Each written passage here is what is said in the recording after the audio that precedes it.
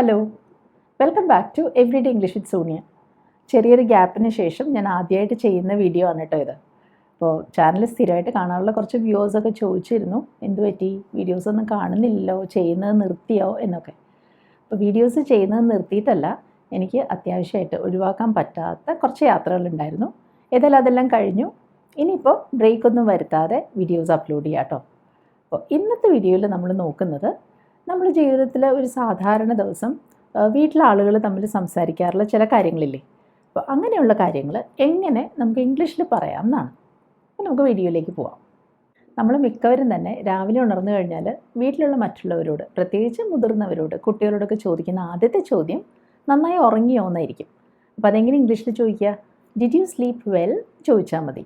Did you sleep well. ഇനി ചോദ്യം ഇങ്ങനെയാണെങ്കിലോ, എങ്ങനെ ഉണ്ടായിരുന്നു ഉറക്കം, രാത്രി എങ്ങനെ ഉറങ്ങി എന്നാണ് ചോദിക്കുന്നത്. അപ്പോൾ അത് ഇംഗ്ലീഷിൽ ഇങ്ങനെ പറയാം, how did you sleep. How did you sleep. അപ്പോൾ ഇതിന് ഉത്തരം എങ്ങനെ പറയും? ഞാൻ നന്നായി ഉറങ്ങി എന്നാണ് പറയേണ്ടതെങ്കിൽ ഐ സ്ലെപ്റ്റ് വെരി വെൽ എന്ന് പറയാം. I slept very well. പക്ഷേ എപ്പോഴും ഉറക്കം നന്നായിട്ടുണ്ടാവണം എന്നില്ല. അപ്പോൾ ഇങ്ങനെ പറയണമെങ്കിലോ, നല്ല ചൂടായിരുന്നു, അതുകൊണ്ട് രാത്രി മുഴുവനും ഞാൻ തിരിഞ്ഞു മറിഞ്ഞും കിടക്കുകയായിരുന്നു. അപ്പോൾ അത് ഇംഗ്ലീഷിൽ ഇങ്ങനെ പറയാം, it was so hot I was tossing and turning all night. അപ്പോൾ ടോസിങ് ആൻഡ് ടേണിങ് എന്ന് പറഞ്ഞാൽ നമ്മൾ ബെഡിൽ തിരിഞ്ഞും മറിഞ്ഞും കിടക്കുകയായിരുന്നു എന്നാണ് ഉദ്ദേശിക്കുന്നത്. I was tossing and turning all night. അതുപോലെ നമ്മൾ പലരും രാവിലെ ഏതെങ്കിലും തരത്തിലുള്ള എക്സസൈസസ് ഒക്കെ ചെയ്യുന്നവരാണല്ലേ. അപ്പോൾ നമുക്ക് ഇങ്ങനെ പറയണം, ഞാൻ നടക്കാൻ അല്ലെങ്കിൽ ജോഗ് ചെയ്യാൻ പോവുകയാണ്. അപ്പോൾ അത് ഇംഗ്ലീഷിൽ ഇങ്ങനെ പറയാം, I'm going for a walk അല്ലെങ്കിൽ I'm going for a jog. അപ്പോൾ ഇവിടെ വാക്ക് അല്ലെങ്കിൽ ജോഗ് എന്നൊക്കെ വെച്ചാൽ ഉദ്ദേശിക്കുന്നത് നടത്തം, ജോഗ് ചെയ്യൽ, ആ പ്രവൃത്തിയാണ് കേട്ടോ. ഇവിടെ ഒരു കാര്യം ശ്രദ്ധിച്ചല്ലോ, ഞാൻ പറഞ്ഞത് I am going for a jog എന്നാണ്, ഐ ആം എന്ന് പറഞ്ഞില്ല. അപ്പോൾ ഐ ആം എന്നുള്ളതിൻ്റെ ഷോർട്ട് ഫോമാണ് ഐ ആം. പക്ഷേ സ്പോക്കൺ ഇംഗ്ലീഷിൽ കഴിയുന്നത്ര നമ്മൾ ഷോർട്ട് ഫോംസ് ഉപയോഗിക്കുന്നതാണ് ഭംഗി. കാരണം നമ്മൾ സംസാരിക്കുമ്പോൾ ഒരിക്കലും അച്ചടി ഭാഷയിലല്ലല്ലോ സംസാരിക്കുക. അപ്പോൾ കഴിയുന്നത്ര ഷോർട്ട് ഫോംസ് ഉപയോഗിക്കാം കേട്ടോ. ചിലപ്പോൾ നമുക്ക് ഇങ്ങനെ ആയിരിക്കും പറയേണ്ടത്, എനിക്ക് ജിമ്മിൽ പോകാൻ സമയമായി. അപ്പോൾ പലരും ജിമ്മിൽ പോയിട്ടായിരിക്കുമല്ലോ എക്സസൈസസ് ഒക്കെ ചെയ്യുന്നത്. അപ്പോൾ അത് നമുക്ക് ഇങ്ങനെ പറയാം, it's time to hit the gym. അപ്പോൾ ടു ഹിറ്റ് ദ ജിം എന്ന് പറഞ്ഞാൽ ജിമ്മിൽ പോയി എക്സസൈസസ് ചെയ്യുക എന്നുള്ളതാണ് ഉദ്ദേശിക്കുന്നത്. അപ്പോൾ ഇവിടെയും ഇറ്റ്സ് എന്നാണ് ഞാൻ പറഞ്ഞത്. ഇറ്റ് ഈസ് എന്നുള്ളതിൻ്റെ ഷോർട്ട് ഫോമാണ് it's. It's time to hit the gym. അതുപോലെ രാവിലെ സമയത്ത് ഏത് വീട്ടിലും കേൾക്കാവുന്നൊരു ചോദ്യമാണ്, ഇതെന്താണ് രാവിലെ കഴിക്കാൻ എന്ന്. അപ്പോൾ അതെങ്ങനെ ഇംഗ്ലീഷിൽ ചോദിക്കുക? What's for breakfast today. What's for breakfast today. ഇവിടെ കണ്ടല്ലോ, വാട്ട് ഇസ് എന്നുള്ളതിൻ്റെ ഷോർട്ട് ഫോമാണ് വാട്ട്സ്. അപ്പോൾ രാവിലത്തേക്ക് ഇഡ്ഡലിയാണ് ഭക്ഷണം. അപ്പം അമ്മ പറയുന്നത് ഇങ്ങനെയാണ്, ഞാൻ ഇഡ്ഡലി മാവ് അരച്ച് പൊങ്ങുന്നതിനായിട്ട്, അത് പുളിക്കുന്നതിനായിട്ട് മാറ്റി വെച്ചിട്ടുണ്ട്. അപ്പോൾ അതെങ്ങനെ പറയുന്നത് നോക്കൂ, I have set aside idli batter for fermenting. കണ്ടല്ലോ, ഐ ഹവ് എന്നാണ് ഞാൻ പറഞ്ഞത്, ഐ ഹാവിൻ്റെ ഷോർട്ട് ഫോം. സെറ്റ് എസൈഡ് എന്ന് പറഞ്ഞാലോ, എന്തെങ്കിലും ഒരു കാര്യം തയ്യാറാക്കി മാറ്റി വയ്ക്കുക. മാവ് എന്നുള്ള അർത്ഥത്തിലാണ് ബാറ്റർ എന്ന് ഞാൻ പറഞ്ഞത്, ഇഡ്ഡലി ബാറ്റർ. അത് പുളിക്കുക, പൊങ്ങുക എന്നൊക്കെ പറയില്ലേ, അതിനാണ് നമ്മൾ ഫെർമെൻറ്റ് എന്ന വാക്ക് ഉപയോഗിക്കുന്നത്. I have set aside idli batter for fermenting. അപ്പോൾ ചിലപ്പോൾ നമ്മൾ ഇങ്ങനെ ആയിരിക്കും പറയുന്നത്, ഇന്ന് നമുക്ക് എന്തെങ്കിലും സിമ്പിളായിട്ട് നിസ്സാരമായിട്ട് കഴിച്ചാലോ എന്ന്. അപ്പോൾ അതെങ്ങനെയാണ് പറയുക ഇംഗ്ലീഷിൽ? Let's have something simple today. Let's have something simple today. അപ്പോൾ ഇവിടെ ലെറ്റ്സ് എന്ന് കണ്ടല്ലോ, അത് ലെറ്റ് അസിൻ്റെ ഷോർട്ട് ഫോമാണ് കേട്ടോ. എന്നിട്ട് ചോദിക്കുകയാണ്, നമുക്കിന്ന് മുട്ടയും ബ്രെഡും കഴിച്ചാലോ എന്ന്. അപ്പോൾ കഴിച്ചാലോ എന്നാണ് ചോദ്യം അല്ലേ, അതൊരു സജഷനാണ്. അപ്പോൾ അവിടെ എങ്ങനെയാണ് ഇംഗ്ലീഷിൽ ചോദിക്കുന്നത് നോക്കൂ, how about eggs and toast. How about eggs and toast. അപ്പോൾ വീട്ടിൽ വേറൊരാൾ പറയാണ്, അതെനിക്ക് ഓക്കെയാണ്. അതെങ്ങനെയാണ് പറയുക? It's perfectly fine for me. എനിക്ക് അതൊരു പ്രശ്നമില്ല, വളരെ ഓക്കെ ആണെന്നാണ് അർത്ഥം. It's perfectly fine for me. അപ്പോൾ സാധാരണ അമ്മമാർ ഈ രാവിലത്തെ ഭക്ഷണം തയ്യാറാക്കുന്ന സമയത്ത് കുട്ടികളോട് സ്കൂളിലേക്ക് പോകാൻ റെഡിയാവാൻ പറയുമല്ലേ. അപ്പോൾ അതെങ്ങനെ പറയും? It's time to get ready. അപ്പോൾ ഇവിടെ ഉദ്ദേശിക്കുന്നത് തയ്യാറാവാൻ, റെഡിയാവാൻ സമയമായി എന്നാണ്. It's time to get ready. എന്നിട്ട് യൂണിഫോമിനെ പറ്റി പറയുകയാണ്, ഞാൻ നിൻ്റെ യൂണിഫോം ഇസ്തിരിയിട്ട് തേച്ച് വെച്ചിട്ടുണ്ടെന്ന്. അപ്പോൾ അതെങ്ങനെ പറയും? I have ironed your uniform. I have ironed your uniform. അപ്പോൾ ഈ അയൺഡ് എന്ന് പറയുന്ന വാക്കിൻ്റെ അർത്ഥം മനസ്സിലായല്ലോ, ഇസ്തിരി ഇട്ടിട്ടുണ്ടെന്നാണ് ഉദ്ദേശിക്കുന്നത്. ആ അയൺഡിൽ ഒരു ആറുണ്ട്, പക്ഷെ ആ ആറ് സൈലൻ്റ് ആണ്. അതുകൊണ്ട് നമ്മൾ ഐറൻഡ് എന്ന് പറയില്ല, അയൺഡ് എന്നാണ് കേട്ടോ പറയുന്നത്. എന്നിട്ട് അമ്മ കുട്ടികളോട് പറയാണ്, ഡ്രസ്സ് മാറി കഴിയുമ്പോൾ വന്ന് ബ്രേക്ക്ഫാസ്റ്റ് കഴിക്കൂ. എന്താ പറയുക? Once you get changed, come and have your breakfast. Once you get changed, come and have your breakfast. അപ്പോൾ once you get changed എന്ന് പറഞ്ഞാൽ ഡ്രസ്സ് മാറി കഴിയുമ്പോൾ എന്നർത്ഥം. എന്നിട്ട് കുട്ടികളുടെ കയ്യിലേക്ക് ഉച്ചയ്ക്കത്തേക്കുള്ള ഭക്ഷണം കൂടെ കൊടുക്കുമല്ലോ. അപ്പോൾ പറയുന്നത് ഇങ്ങനെയാണ്, ഹിയർസ് യുവർ ലഞ്ച് ബോക്സ്. അപ്പോൾ ഈ ഹിയർ ഇസ് ആണ് ഹിയർസ് ആയത്, ഹിയർസ് യുവർ ലഞ്ച് ബോക്സ്. അപ്പോൾ അമ്മ പറയുകയാണ്, കഴിഞ്ഞ ദിവസം സംഭവിച്ചതുപോലെ ഈ ലഞ്ച് ബോക്സ് മറന്ന് വെച്ചിട്ട് പോവല്ലേ വീട്ടിൽ നിന്ന് എന്ന്. അപ്പോൾ അത് നമുക്ക് ഇംഗ്ലീഷിൽ ഇങ്ങനെ പറയാം, don't leave without it like you did the other day. Don't leave without it like you did the other day. അപ്പോൾ സാധാരണ ഈ സമയത്ത് കുട്ടികൾ ചോദിക്കുന്നൊരു ചോദ്യമുണ്ട്, എന്താണ് ഇന്ന് ലഞ്ചിന് വെച്ചിരിക്കുന്നതെന്ന്. അപ്പോൾ അതെങ്ങനെ ഇംഗ്ലീഷിൽ ചോദിക്കുക? What have you packed for lunch today? What have you packed for lunch today? അപ്പോൾ അമ്മ പറയാണ്, നിനക്ക് ഏറ്റവും ഇഷ്ടപ്പെട്ട സാൻഡ്വിച്ചസ് ആണ് വെച്ചിരിക്കുന്നത്, പക്ഷേ ഉറപ്പായും അത് തീർത്ത് കഴിക്കണം എന്ന്. അപ്പോൾ അതെങ്ങനെ ഇംഗ്ലീഷിൽ പറയുന്നത് നോക്കൂ, your favourite sandwiches, make sure you finish them all. Make sure you finish them all. അതായത് ഉറപ്പായും ഈ സാൻഡ്വിച്ചസ് എല്ലാം ഫിനിഷ് ചെയ്യണം, കഴിച്ച് തീർക്കണം എന്നർത്ഥം. അപ്പോൾ കുട്ടികൾ പറയുന്നത് അതെന്തായാലും ചെയ്യാമെന്നാണ്.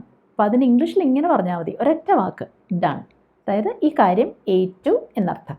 അപ്പോൾ രാവിലെ സമയത്ത് പല കാര്യങ്ങളെക്കുറിച്ചായിരിക്കും നമുക്ക് പറയാനുണ്ടാവുന്നത് അല്ലേ. അപ്പോൾ ഈ ഭക്ഷണത്തിൻ്റെ കാര്യത്തെക്കുറിച്ചൊക്കെ പറയുന്നതിനിടയ്ക്കാണ് അമ്മയ്ക്ക് പെട്ടെന്നൊരു കാര്യം ഓർമ്മ വന്ന് അച്ഛനോട് ചോദിക്കുന്നത്, അതിനിടയ്ക്ക് ഇന്നലെ പെട്രോൾ അടിച്ചിരുന്നോ എന്ന്. അപ്പോൾ അതെങ്ങനെ ചോദിക്കണേ നോക്കൂ, by the way did you fuel up. അപ്പോൾ ഈ ബൈ ദ വേ എന്ന് പറയാൻ കാരണം എന്താണ്? നമ്മളൊരു കാര്യത്തെപ്പറ്റി പറഞ്ഞുകൊണ്ടിരിക്കുമ്പോൾ അതുമായിട്ട് ബന്ധമില്ലാത്ത വേറൊരു ടോപ്പിക്ക് സംസാരിക്കേണ്ടി വന്നാൽ അവിടെ നമുക്ക് ബൈ ദ വേ എന്ന് പറഞ്ഞ് ഈ കാര്യം പറയാം. അപ്പോൾ ബൈ ദ വേ അല്ലെങ്കിൽ ബൈ ദ ബൈ എന്നും പറയാം. By the way did you fuel up, petrol അടിച്ചോ എന്നുള്ളതിനാണ് നമ്മൾ ഈ ഫ്യൂവൽ അപ്പ് എന്ന് പറഞ്ഞത് കേട്ടോ. അപ്പോൾ അച്ഛൻ പറയാണ്, ഇല്ല ആ കാര്യം അങ്ങ് വിട്ടുപോയി. അപ്പോൾ ഇന്ന് എനിക്ക് ഇത്തിരി നേരത്തെ വീട്ടിൽ നിന്ന് ഇറങ്ങണം. അപ്പോൾ അതെങ്ങനെയാണ് പറയുന്നത് നോക്കൂ, no I just forgot. I need to leave a bit early today. I need to leave a bit early today. അപ്പോൾ ഈ കൂട്ടത്തിൽ അച്ഛൻ പറയുകയാണ്, ഇപ്പോഴാണ് ഒരു കാര്യം ഓർമ്മ വന്നത്, നമുക്ക് ഗ്യാസ് സിലിണ്ടർ ബുക്ക് ചെയ്യാനുണ്ടെന്ന്. അപ്പോൾ അത് ഇംഗ്ലീഷിൽ ഇങ്ങനെ പറയാം, and that reminds me we need to book the gas cylinder.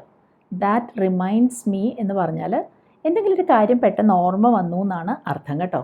അപ്പോൾ അമ്മ പറയാണ്, അതിനെക്കുറിച്ച് ഓർത്ത് വറീഡ് ആവണ്ട, അത് ഞാൻ ഓൺലൈൻ ചെയ്തോളാം. അപ്പോൾ എന്താ പറയുന്നത് നോക്കൂ, no worries I will do it online.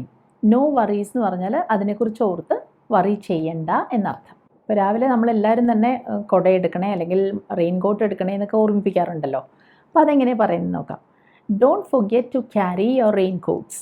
Rain coat എടുക്കാൻ മറക്കല്ലേ എന്നാണ് ഉദ്ദേശിക്കുന്നത്. Don't forget to carry your rain coats. എന്താ കാരണം? ഇക്കാലത്ത് കാലാവസ്ഥ അങ്ങനെ പ്രവചിക്കാൻ പറ്റില്ല അല്ലേ. അപ്പോൾ അതാണ് പറയുന്നത് കേട്ടോ. Weather is unpredictable these days. കാലാവസ്ഥ അങ്ങനെ മുൻകൂട്ടി ഒന്നും പ്രെഡിക്റ്റ് ചെയ്യാൻ പറ്റാത്തതാണെന്ന്. Unpredictable, weather is unpredictable these days. അങ്ങനെ എല്ലാവരും അവരവരുടെ ജോലി സ്ഥലങ്ങളിലെത്തി. ഇപ്പോൾ ഫാമിലി മെമ്പേഴ്സ് ആകുമ്പോൾ പിന്നെയും ഫോണിലൂടെ എന്തെങ്കിലുമൊക്കെ സംസാരിച്ചേക്കാം അല്ലേ. അപ്പോൾ അങ്ങനെയുള്ള കാര്യങ്ങൾ എങ്ങനെ ഇംഗ്ലീഷിൽ പറയുമെന്ന് നോക്കാം. അപ്പോൾ ഹസ്ബൻഡ് വൈഫിനോട് അല്ലെങ്കിൽ വൈഫ് ഹസ്ബൻഡിനോട് ഇങ്ങനെ ചോദിച്ചേക്കാം, ഞങ്ങൾ സമയത്ത് ഓഫീസിലെത്തിയല്ലോ എന്ന്. അത് ഇംഗ്ലീഷിൽ ഇങ്ങനെ പറയും, hope you reach the office in time. അവിടെ ഞാൻ ഇൻ ടൈം എന്നാണ് പറഞ്ഞത്. കാരണം ഞാൻ ഉദ്ദേശിക്കുന്നത് ഓഫീസിൽ എത്തേണ്ടതായ സമയത്തിന് മുന്നേ കംഫർട്ടബിളായിട്ട് എത്തിയല്ലോ എന്നാണ്. അപ്പോൾ അവിടെ ഇൻ ടൈം എന്ന് പറഞ്ഞു. അപ്പോൾ ഹസ്ബൻഡ് പറയുന്നത്, വഴിയിൽ നല്ല ട്രാഫിക് ആയിരുന്നു, ഞാൻ ഒരു കണക്കിന് കൃത്യസമയത്ത് അങ്ങോട്ട് എത്തിയെന്നേ ഉള്ളൂ എന്ന്. അപ്പോൾ അതെങ്ങനെ ഇംഗ്ലീഷിൽ പറയും നോക്കൂ, there was heavy traffic on the way, I just manage to reach on time. കണ്ടോ, ഇവിടെ ഞാൻ ഓൺ ടൈം എന്നാണ് പറഞ്ഞത്, കാരണം ആ കൃത്യസമയത്ത് കഷ്ടപ്പെട്ട് അങ്ങോട്ട് എത്തിയെന്നേ ഉള്ളൂ എന്നാണ് ഉദ്ദേശിക്കുന്നത്. I just manage to reach on time. അതുപോലെ ഹസ്ബൻഡ് വൈഫിനെയോ അല്ലെങ്കിൽ തിരിച്ചോ ഓഫീസിലേക്ക് എന്തെങ്കിലും ഒരു കാര്യത്തിന് ഫോൺ ചെയ്യുമ്പോൾ അവരവിടെ തിരക്കിലായിരിക്കും. അപ്പോൾ അതെങ്ങനെയാണ് പറയുക, ഞാനിപ്പോൾ ഒരു മീറ്റിങ്ങിലാണ്, ഇത് കഴിഞ്ഞ് ഫ്രീ ആയാൽ ഉടൻ ഞാൻ നിന്നെ തിരിച്ചു വിളിക്കാം എന്നാണ് പറയേണ്ടതെങ്കിൽ I'm in a meeting right now, I will call you back as soon as I'm free. അപ്പോൾ as soon as I'm free എന്ന് പറഞ്ഞാൽ ഞാൻ ഫ്രീ ആയാൽ ഉടനെ എന്നർത്ഥം. I will call you back as soon as I'm free. അപ്പോൾ ഈ BC ആണ് എന്നുള്ളത് പറയാൻ വേറൊരു രീതി കൂടെ ഉണ്ട് ഇംഗ്ലീഷിൽ, ടൈഡ് അപ്പ് എന്ന് പറഞ്ഞാൽ മതി. അപ്പോൾ ഞാൻ ഉച്ച മുഴുവൻ ബിസി ആയിരിക്കും എന്ന് പറയാൻ I will be Tide up all afternoon. I will be Tide up all afternoon. ഇനി ഹസ്ബൻഡിന് വൈഫിനോട് ഇങ്ങനെ പറയണമെങ്കിലോ, എനിക്ക് വൈകിട്ട് 4 മണിക്ക് ഏർജൻ്റായിട്ടൊരു മീറ്റിംഗ് ഉണ്ട്. അപ്പോൾ വൈഫ് വീട്ടിലേക്ക് പോകുന്ന വഴി സ്കൂളിൽ കയറി കുട്ടികളെ കൂടി പിക്ക് ചെയ്തുകൊണ്ട് പോകണം. അപ്പോൾ എന്താ പറയുക? there is an urgent meeting scheduled at 4.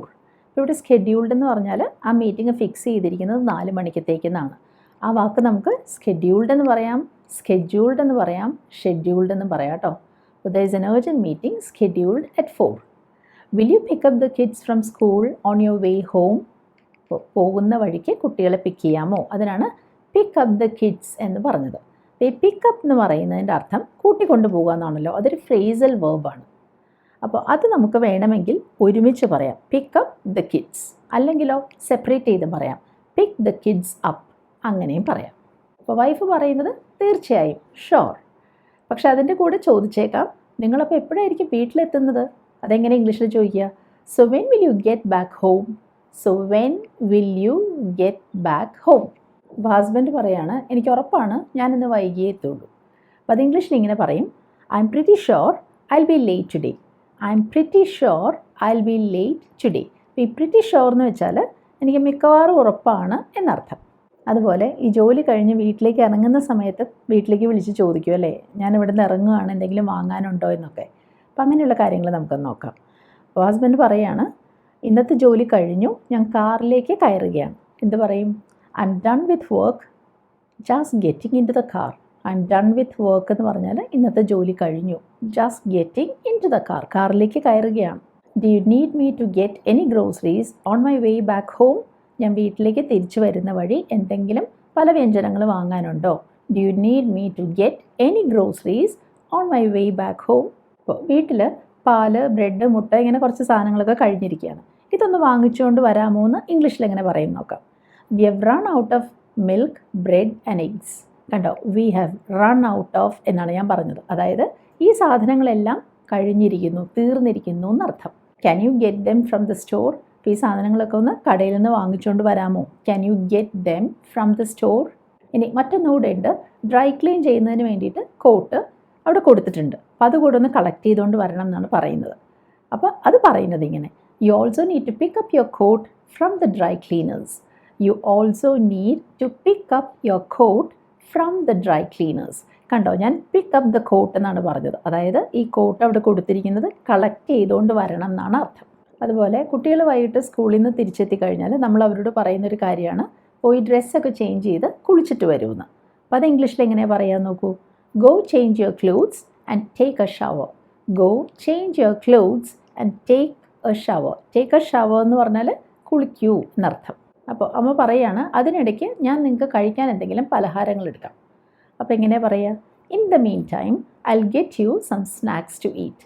In the meantime I will get you some snacks to eat. In the meantime എന്ന് പറഞ്ഞാൽ ആ സമയത്തിനിടയ്ക്ക്, അതിനിടയ്ക്ക് എന്നർത്ഥം. ഇനി വൈകിട്ട് എല്ലാവരും കൂടെ ഒത്തുചേരുമ്പോൾ തമ്മിൽ ചോദിക്കാറുള്ള ചോദ്യങ്ങളാണല്ലോ, ഇന്ന് ദിവസം എങ്ങനെയുണ്ടായിരുന്നു എന്ന്. അപ്പോൾ അതൊക്കെ എങ്ങനെയാണ് ചോദിക്കുന്നത്? How was your day today എന്ന് ചോദിക്കാം. എങ്ങനെയുണ്ടായിരുന്നു ദിവസം? How was your day today? അപ്പോൾ ഇതിന് അച്ഛനോ അമ്മയോ ഒക്കെ മറുപടി പറയുന്നത് ഒരു പക്ഷേ ഇന്ന് ജോലി സ്ഥലത്ത് ആകെ ബുദ്ധിമുട്ടുള്ളൊരു ദിവസമായിരുന്നു എന്നായിരിക്കും. അപ്പോൾ അതെങ്ങനെയാണ് പറയുക? It was a tough day at work. It was a tough day at work. അപ്പോൾ അമ്മയും പറയാണ്, എനിക്കും ഇന്ന് വളരെ തിരക്ക് പിടിച്ചൊരു ദിവസമായിരുന്നു. I too had a hectic day. I too had a hectic day. Hectic day എന്ന് പറഞ്ഞാൽ തിരക്ക് പിടിച്ചൊരു ദിവസം. പക്ഷേ ഒരു സന്തോഷ വാർത്തയുള്ളത് എന്താണ്? ഇന്ന് ഫ്രൈഡേ ആണ്. അതായത് ഇനി വരാൻ പോകുന്നത് വീക്കെൻഡാണ്, ശനി ഞായറാണ് വരുന്നത്. അപ്പോൾ അത് ഇംഗ്ലീഷിൽ ഇങ്ങനെയാണ് പറയുന്നത്, but the good news is today is Friday. But the good news is today is Friday. അപ്പോൾ കുട്ടികളാണെങ്കിൽ തീർച്ചയായും പറയും, ഹൗ നാളത്തേക്ക് അലാം ഒന്നും സെറ്റ് ചെയ്യണ്ട, നേരത്തെ എഴുന്നേക്കണ്ടല്ലോ. അപ്പോൾ അതെങ്ങനെയായിരിക്കും ഇംഗ്ലീഷിൽ പറയുന്നത്? Wow, we don't have to set the alarm for tomorrow. We don't have to set the alarm for tomorrow. കാരണം എന്താണ്? നാളെ വൈകി ഉണർന്നാൽ മതി. സാധാരണ എഴുന്നേക്കുന്ന സമയത്ത് തന്നെ എണീക്കേണ്ട, കുറച്ച് നേരം കൂടെ കിടക്കാം അല്ലേ? Yes, tomorrow we can sleep in. Tomorrow we can sleep in. Sleep in എന്ന് പറഞ്ഞാൽ കുറച്ച് നേരം കൂടി ഉറങ്ങാമെന്ന്. സാധാരണ ഉണരുന്ന സമയത്ത് തന്നെ ഉണരേണ്ട, കുറച്ച് നേരം കൂടി കിടന്നുറങ്ങാം. ഇപ്പോൾ രാത്രിയിലെ ഭക്ഷണത്തെ പറ്റിയുള്ള ചിന്തകളൊക്കെ വരും അപ്പോൾ അല്ലേ? അപ്പോൾ വാട്ട് അബൌട്ട് ഡിന്നർ? രാത്രി ഭക്ഷണത്തിന് എന്താ നമ്മൾ ചെയ്യുക? അപ്പോൾ അമ്മ പറയാണ്, എനിക്ക് നല്ല ക്ഷീണമുണ്ട്, കുക്ക് ചെയ്യാനൊന്നും വയ്യ. അപ്പോൾ അതെങ്ങനെയായിരിക്കും പറയുക? I'm too tired to cook.